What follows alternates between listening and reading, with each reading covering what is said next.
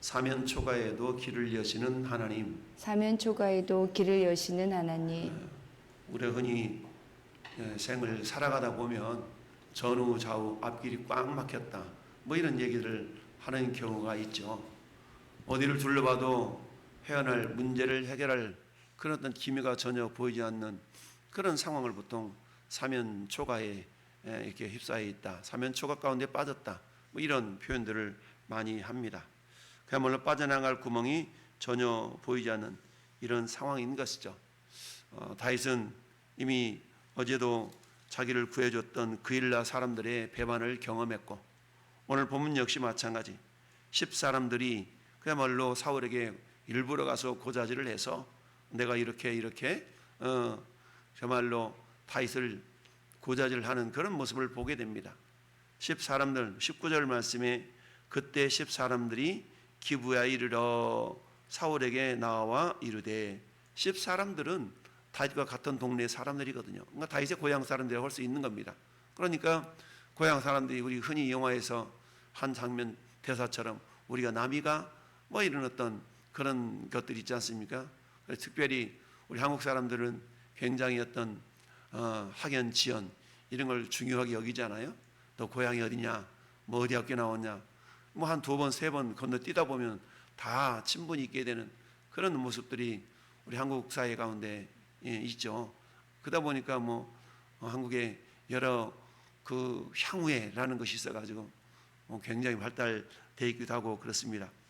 그런데 오늘 10사람들은 그런 어떤 모습들을 다 뒤로하고 다윗을 그야말로 일러 바치는 이런 어떤 배신의 연속이 계속되는 그런 상황 가운데 있는 이 다윗, 어찌 보면 사면 초가에 빠져있는 이 다윗을 하나님께서 어떻게 이끌어 가시는가를 오늘 본문을 통해서 우리가 묵상해 볼 터인데요, 우리들도 역시 마찬가지죠. 믿는 도끼에 발등 찍힌다라는 속담이 있는 것처럼, 야 어찌 너가 그럴 수가 있어? 라고 하는 경우들이 많이 있죠. 이런 걸 통해서 우리가 알 수 있는 건 뭐라고 그랬습니까? 도울 힘이 없는 방백을 의지하지 말아라, 인생을 의지하지 말아라 라는 시편의 말씀을 기억하면서, 사람이라는 존재는 의지의 대상이 아니다 라고 그랬죠. 사람은 의지의 대상이 아니라 주는 대상, 사랑해 주고 용서해 주고 주는 대상이지, 내가 뭔가를 막 받으려고 하고 그렇게 생각하다 보면 반드시 시험에 들 수가 있는 그런 존재가 사람이다 라는 얘기죠. 따라서 우리가 오직 의지하고 무엇인가를 공급받으려고 하는 것들은 오직 여호와 하나님, 우리의 생명의 주관자이신 하나님을 향하여서 우리가 주님께 도움을 요청하고, 우리 주님 말씀하시잖아요. 구하고 찾고 문을 두드릴 때에 응답하시는 하나님이신 것을 분명히 마태복음 7장은 말씀하고 있습니다. 환난 날에 나를 부르라, 내가 너를 건지리니 네가 나를 영화롭게 하리라 하신 시편의 말씀도 우리에게 위로가 됩니다. 자, 그렇습니다. 이처럼 말씀을 통해서 사면 초가의 상황 가운데서도 마침내 승리케 하시는 그 하나님의 선하신 손길이 전 여러분 삶 속에 경험이 되는 복된 하루가 되기를 예수님의 이름으로 축원합니다. 이처럼 그야말로 다윗은 어때요? 여전히 자기를 해하려고 쫓아오는 그 사울왕의 끈질긴 추격 가운데서도 도망자의 신세를 면하지 못하고 있는 이런 모습이지 않습니까? 참 하나님은 모든 상황 가운데서도 그걸 한꺼번에 탁 해결하셔가지고 막 보여주면 얼마나 좋겠어요? 근데 그렇게 행하지 않으시죠. 왜 그럴까요? 고린도전서 10장 13절 말씀 보면, 사람이 감당할 시험 밖에는 너희에게 당한 것이 없나니 하나님은 미쁘사 너희가 시험 당할 쯤에 피할 길을 내쓰고 너희를 능히 감당하게 하신다. 왜요? 그런 과정 속에서 우리를 더욱더 하나님의 사람으로 빚어가시기 위한 그런 목적이 있기 때문이죠. 여러분, 고철 한 덩어리는 그저 고철값에 불과하지만 고철이 괴롭다고 그래가지고 그냥 그대로 내버려 둔다 그러면 그 고철은 아무리 세월이 지나도 그냥 고철에 불과합니다. 그러나 고철 입장에서 보면 정말 괴롭고 힘든 과정이 뭡니까? 불 속에 들어갔다, 물 속에 들어갔다, 방망이 속에 들어갔다, 이걸 연단이라고 하죠. 이 연단의 과정이 거쳐져야 결국은 어떤 값어치 있는 고철값보다 어쩌면 몇 배, 몇십 배의 가치가 있는 그런 제품으로 변화가 될 수 있는 것처럼 우리 인생도 마찬가지죠. 하나님께서 고철과도 같았던 우리를 그저 막 보호만 해주신다 그러면 우리는 그저 고철의 가치에 불과할 겁니다. 그러나 우리를 어때요? 때로는 용광로 속에, 때로는 방망이 속에, 때로는 물 속에 들어갔다 나왔다 하는 그런 연단의 과정을 통하여서 하나님 마침내 정금같이 나오리라 라고 고백했던 그런 욥기서의 고백처럼 우리를 정금 같은 신앙인으로 빚어가시게 한 하나님의 손길인 줄 믿습니다. 그럼에도 불구하고 하나님 어때요? 위기의 순간순간마다 믿음의 동역자들을 붙이셔서 위로하시는 것을 오늘 보게 됩니다. 15절부터 18절 사이에는 그나마 요나단의 엄청난 위로의 모습이 나타나고 있지요. 다윗이 사울이 자기 생명을 빼앗으려고 나온 것을 보았으므로 10광야 숲으로 도망을 갑니다. 그때에 사울의 아들 요나단이 일어나서 숲에 들어가서 다윗을 만납니다. 그러면서 어떻게 합니까? 16절 하반절 말씀 보니까 그에게 하나님을 힘있게 의지하게 하였다라는 얘기죠. 힘있게 의지하게 했다. 그러니까 얼마나 큰 위로와 격려가 있었겠습니까? 그러니까 정말 상황, 환경, 형편 이런 가운데서도 하나님을 의지함으로 힘을 얻게 하는 그런 용기를 주었다라는 것 아니겠습니까? 그래서 곧 요나단이 그에게 이르기를 두려워하지 말라. 내 아버지 사울의 손이 네게 미치지 못할 것이요 너는 이스라엘 왕이 되고 나는 네 다음이 될 것을 내 아버지 사울도 안다. 알면서도 그렇게 너를 쫓아다니는 걸 보면 참 안타깝다. 이런 말을 하고 있는 것이죠. 나도 안다. 우리 아버지도 안다. 라는 얘기입니다. 그 말씀은 어때요? 여러분 한 장 넘겨서 24장 20절 볼까요? 24장 20절 사울왕이 다윗을 쫓다가 다윗에게 하는 얘기예요. 20절 시작. 보라 나는 네가 반드시 왕이 될 것을 알고 이스라엘 나라가 네 손에 견고히 설 것을 아노니. 사울왕이 다윗에게 한 말이거든요. 그러니까 너는 내 후손을 좀 지켜주라, 보호해주라, 이렇게 어찌 보면 사정하고 있는 그런 모습인 것이죠. 한편으로 이러면서 또 한편으로는 그 마음 가운데 다윗을 경쟁자로 여겨서 그를 또 해하려고 하는 그런 어떤 모순된 모습이 나타나고 있는 걸 봅니다. 이런 상황 가운데서도 하나님은 요나단이라는 아주 절친한 친구를 붙여주셔서 위로하고 그를 격려해주는 그런 모습을 보게 됩니다. 그렇습니다. 하나님은 위기의 순간순간마다 우리에게 믿음의 동역자들을 붙여주셔서 이처럼 위로해 주신다라는 사실을 우리에게 보여주고 있습니다. 그래서 결국 하나님을 힘있게 의지할 수 있는 그런 다윗의 모습으로 빚어져 갔던 걸 보게 됩니다. 그렇습니다. 우리 예수님은 어때요? 겟세마네 동산에서 좀 외롭게 기도하셨잖아요. 아버지 할만하시거든 이 자를 내게서 옮기시옵소서. 그러나 내 온대로 마옵시고 아버지 온대로 되기를 원하나이다 라고 땀방울이 빗방울이 되도록 기도하셨을 때 천사가 나타나 힘을 더하더라, 힘을 돕더라 라는 말씀이 있죠. 이처럼 하나님께서는 우리 홀로 두지 아니하시고 돕는 자들을 통해서 우리에게 위로해 주시고 힘을 더하도록 해 주신다라는 말씀입니다. 여러분 영국의 위대한 설교자였던 찰스 스펄전 목사님을 우리는 알고 있습니다. 그 스펄전 목사님의 위대한 그런 목회정을 우리는 잘 알고 있는데 처음부터 그런 삶을 사셨던 건 아니죠. 그 목사님 때로는 정말 심한 우울증 가운데 또는 절망 가운데 그런 어떤 굉장한 부담 가운데 목회를 하셨던 적이 있습니다. 그럴 때마다 그 목사님이 힘을 얻었던 것은 그 사모님의 위로가 컸다라 그래요. 아내 되었던 수산나 스펄전 그 사모님은 극심한 남편의 어떤 낙심 가운데 있는 그 남편의 책상머리에다가 시편 50편 15절을 탁 써가지고 남편으로 하여금 힘을 얻도록 했다는 그런 전설이 있습니다. 환난 날에 나를 부르라 내가 너를 건지리니 네가 나를 영화롭게 하리라. 나는 그런 말씀을 이렇게 붙여놓고 그야말로 눈물로 남편을 위하여서 기도했던 그런 어떤 역사가 있는데 그로 말미암아서 그야말로 당대 최고의 복음을 선포하는 사명자가 될 수 있었다라는 이야기가 있습니다. 고린도후서 1장 4절 말씀에 우리의 모든 환난 중에서 우리를 위로하사 우리로 하여금 하나님께 받는 위로로 모든 환난 중에 있는 자들을 능히 위로하게 하시는 이시로다. 사도 바울도 어때요? 고린도 교회를 통해서 정말 엄청난 어려움도 겪었고 또한 엄청난 위로도 받았던 걸 보게 됩니다. 환난 날에 하나님께서는 동역자들을 통해서 이처럼 위로를 받게 하시고 사명을 감당할 수 있는 길로 인도해 가신다라는 것을 우리가 알 수가 있습니다. 두 번째는 뭡니까? 대적의 배신과 포위 속에서도 하나님은 그 생명을 보존해 주시는 것을 보게 되는데요. 여러분 19절부터 26절까지 사이 가운데 서두에서 말씀드렸던 것처럼 10사람들은 어떤 사람들이에요? 다윗의 어떤 고향 사람들, 다윗과 같은 유다 지파 사람들이다라고 말할 수가 있거든요. 그런데 어때요? 그 10사람들이 일부러 그야말로 기부하에 이르러서 사울한테 가가지고 뭐라고 해요? 다윗이 우리와 함께 광야 남쪽 하길라산 숲에 숨어 있습니다 라고 고자질을 하지 않습니까? 결국 왜 그랬을까요?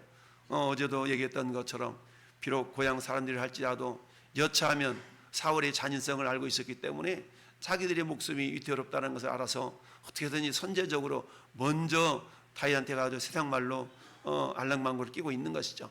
그래서 어떻게 해요? 자기들의 목숨만은 부지하려고 오늘날 정치권의 모습 가운데 이런 것들을 우리가 쉽게 보고 있지요. 그게 정의가 아니고 그게 바른 것이 아님에도 불구하고 자기 목숨을 그야말로 부지하고 자기의 명예를 위하여서 거짓을 짓삼는 이런 어떤 정치권들의 야욕, 욕망을 우리는 쉽게 바라볼 수가 있습니다. 그럼에도 불구하고 끝까지 어때요?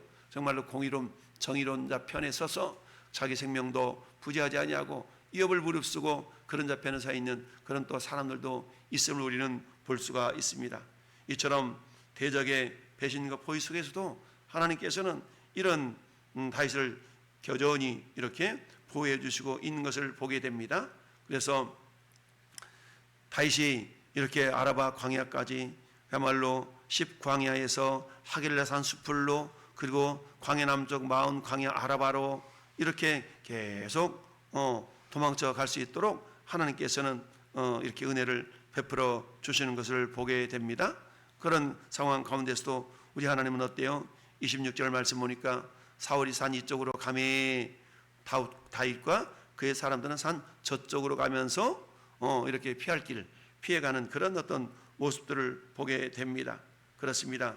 마귀 사탄은 오늘날도 우리 믿음의 사람들의 믿음을 도둑질하고 죽이고 멸망시키려는 그런 수작을 계속적으로 피우고 있는 것을 보게 됩니다.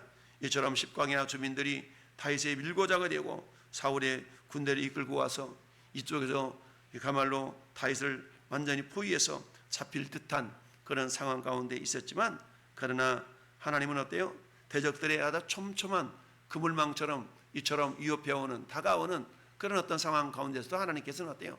이 다윗이 도망할 수 있도록 길을 열어 가셨던 걸 보게 됩니다. 그러면서 결국 어때요? 머리털 하나도 상하지 않도록 보호하신다라는 그 약속의 말씀을 이렇게 이루어 가신 것을 보게 됩니다. 시편 124편 7절에 우리의 영혼이 사냥꾼의 올무에서 벗어난 새같이 되었나니 올무가 끊어짐으로 우리가 벗어났도다 라는 고백을 하고 있습니다. 이처럼 하나님께서는 대적의 촘촘한 포위망을 끌어내시면서 그야말로 보호하셨다는 것을 찬양하고 있죠. 이 시편 가사를 찬양으로 만든 그런 노래도 있지 않습니까? 오 우리 영혼이 벗어났도다 사냥꾼의 올무에서 새같이 우리 영혼이 그야말로 사냥꾼의 올무에서 벗어났도다라고 하는 그런 찬양의 고백을 우리가 들을 수가 있는데요. 그렇습니다. 우리 하나님께서는 어때요? 결국 십자가에서 우리의 모든 죄점을 짊어지고 다 그야말로 죽는 것 같은 멸망하는 것 같은 그런 상황 속에 있었지만 주님은 다시 부활하심으로 악한 마귀 사단의 계획을 능히 물리쳐 이기심으로 말미암아서 구원의 모든 여정을 이루셨던 걸 우리가 보게 됩니다. 그렇습니다. 하나님께서는 때로는 적들의 눈을 가리우시고 그런 이야기들 많이 하잖아요. 탈북자들이 정말 미얀마를 중국을 거쳐서 저 미얀마를 거쳐서 한국에 오기까지 엄청난 그런 여정 가운데 검문소에서 때로는 그 검문하는 사람들의 눈을 가리워가지고 보지 못하게 하고 이런 간증들이 많이 있거든요. 이런 일들을 통해서 하나님은 당신의 백성들을 보호하시고 지키시는 것을 우리가 경험할 수가 있는데요. 결국 하나님께서는 어때요? 세 번째는 27절을 말씀 보니까 전령이 사울에게 와서 이르되 급히 오소서 블레셋 사람들이 땅을 침노하나이다 라고 이야기합니다. 하나님은 어때요? 섭리적인 역사로 결국 환경을 움직여서까지라도 탈출할 길을 열어주시는 것을 보게 됩니다. 그러니까 어때요? 블레셋 사람들이 이 이스라엘 땅을 점령해 침범해 들어오니까 다윗을 쫓는 것보다 적을 물리치는 것이 먼저이기 때문에 어때요? 그것으로 전령들을 부자들을 다 돌릴 수밖에 없었던 것이죠. 이에 사울이 다윗 쫓기를 그치고 돌아와서 블레셋 사람들을 치러 갔으므로 그곳을 셀라 하마느곳이라 칭하였더라. 셀라 하마느곳, 분리하는 바위라는 그런 뜻이 있다고 그러죠. 셀라 하마느곳. 그러니까 어때요? 가물나 죽을 상황 같은 그 지점에서도 여전히 하나님께서는 다윗을 생명길로 이렇게 분리해 내신 것을 보게 됩니다. 내가 사망의 음침한 골짜기를 다닐지라도 해를 두려워하지 않을 것은 주께서 나와 함께 하심이라 라는 시편 23편의 고백처럼 다른 여러 가지 죽을 상황 가운데서도 우리 하나님이 친히 셀라 하마느곳이 되어주신 것이죠. 셀라 하마느곳은 어떻습니까? 그야말로 죄와 사망의 문제, 그 문제를 해결할 수 있는 그런 십자가를 예표한다라고 말씀할 수가 있죠. 분리의 바위, 분리하는 바위. 우리를 어떻게 분리합니까? 영원한 지옥으로부터 영원한 천국으로 우리를 분리해내는 것이 십자가의 은혜 아니겠습니까? 따라서 오늘 셀라 하마느곳이라는 그런 지역에서 하나님께서는 다윗을 사울의 손으로부터 분리해내셔서 구원해 주신 것을 보게 됩니다. 이것은 장차 예수 그리스도께서 십자가를 지으셨던 보혈의 능력으로 그 어떤 죄를 지었다 할지라도 예수 그리스도를 자기 죄를 회개하고 예수를 믿는 모든 자들에게 구원이 되시는 놀라운 은혜를 예표한다라고 말할 수가 있습니다. 다윗이 거기에서 올라가서 엔게디 요새에 머물렀다라고 말씀을 하고 있습니다. 그렇습니다. 그야말로 악한 모의 사단은 지금도 우리에게 율법의 정죄를 통하여서 우리를 올가 매류가는 그런 모습들을 보게 됩니다. 그런 상황 가운데서 우리 하나님은 어때요? 돕는 자들을 통하여서 또는 성령의 능력으로 우리에게 셀라 하마느곳이라는 능력의 역사를 경험할 수 있도록 붙드시고 지키시고 인도하여 주신 것을 봅니다. 이처럼 인간의 생각을 뛰어넘는 우리 하나님의 절대적인 타이밍을 통하여서 그야말로 고난의 환경을 반전시켜 주셔서 성도에게 승리길을 열어주고 있는 것을 우리가 보게 됩니다. 여러분 교황청에 그야말로 그 반박문을 내걸었던 우리 루터의 그야말로 그런 어떤 모습들을 우리가 보게 되지 않습니까? 교황에서 그 로마 교황청에서 그야말로 보름수 국회라고 그러죠.